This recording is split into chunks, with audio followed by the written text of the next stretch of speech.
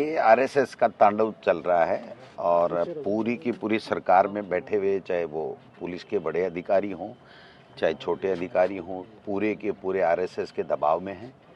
और इन्होंने अपना प्रेस्टीज पॉइंट बना लिया कि पूरे हिंदुस्तान में हमने ये ऐसा कर दिया और राजस्थान में हमारा पोस्टर कैसे फाड़ दिया। तो पोस्टर भी फटेंगे, सरकारें भी जाएंगी, ये चेहरे भी बदलेंगे। इनमें से बहुत से लोग जो आज भ्रष्टाचार के आकंठ में डूबे हुए हैं, भ्रष्टाचार कर रहे हैं, ये जेलों में भी जाएंगे। ऐसे तो अगर हम डरते, कांग्रेस के लोग डरते, तो देश आज़ाद नहीं होता। ये हमारी परीक्षा ले रहे हैं, कितनी भी परीक्षा लें। मैं समझता हूँ कि जुडिशियली भी संदेह के घेरे में आने लग गई है कि क्या ऐसा क्या जुर्म कर दिया था इन बच्चों ने, जहां पर कार्यक्रम स्थगित हो गया था, दूसरी जगह कार्यक्रम शिफ्ट हो गया था और उसके बाद में एक पोस्टर, एक सिंबॉलिक विरोध प्रदर्शन के तौर के ऊपर उस पोस्टर को उतारा गया और एक बच्चा उतार रहा है और उसने खुद ने वीडियो डाला है। और आपने देखा कि 9 लोगों पे मुकदमे दर्ज किए गए, किस प्रकार से वहां पर 6 की जमानत हुई।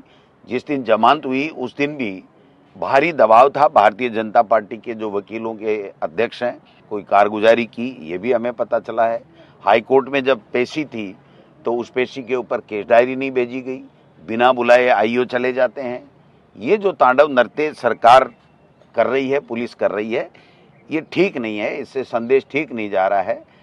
हमारे एक कहावत है कि काकड़ी के चोर के मुक्की की मार होती है, इतनी ही सजा होती है, तलवार से उसका सर नहीं बांटा जाता।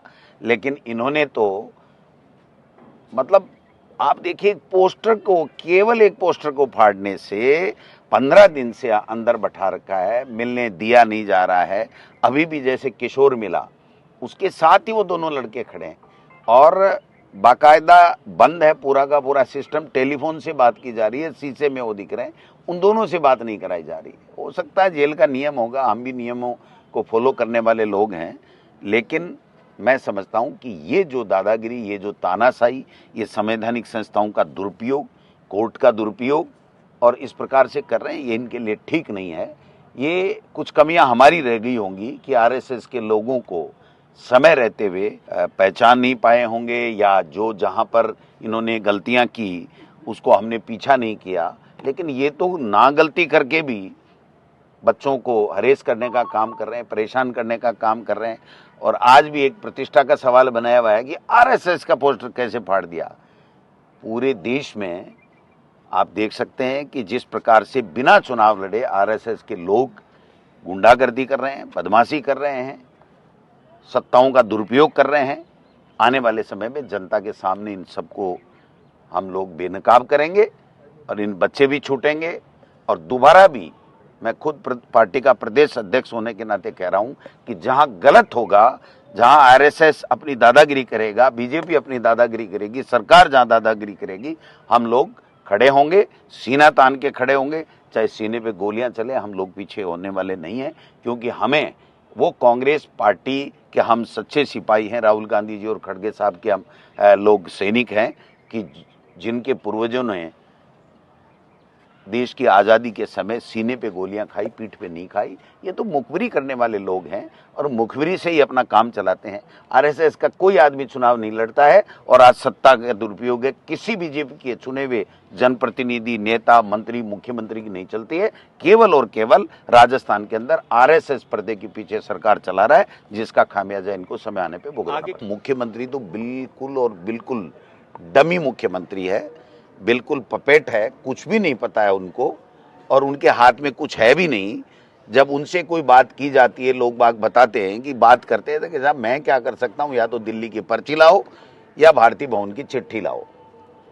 तो मैं समझता हूं कि ये बहुत गलत हो रहा है, कानून की धज्जियां उड़ाई जा रही हैं।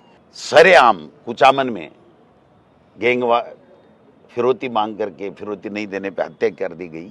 आज गंगानगर, चूरू, सीकर, झुंझुनू, जयपुर, सैकड़ों लोग, पुलिस पे कोई भरोसा नहीं है, इसलिए सैकड़ों लोग पैसे दे दे के अपनी जान बचा रहे हैं। आग्रह करना चाहता हूं देश के लोगों से, प्रदेश के लोगों से कि ये जो मॉडल आरएसएस का संवैधानिक संस्थाओं का दुरुपयोग और विपक्ष की आवाज को, जायज आवाज को दबाने का जो खेला खेला जा रहा है, इससे किसी का भला नहीं होने वाला है। इससे तो ज्वालामुखी फटेगी और पता नहीं कितने लोगों के हाथ जलेंगे, पैर जलेंगे।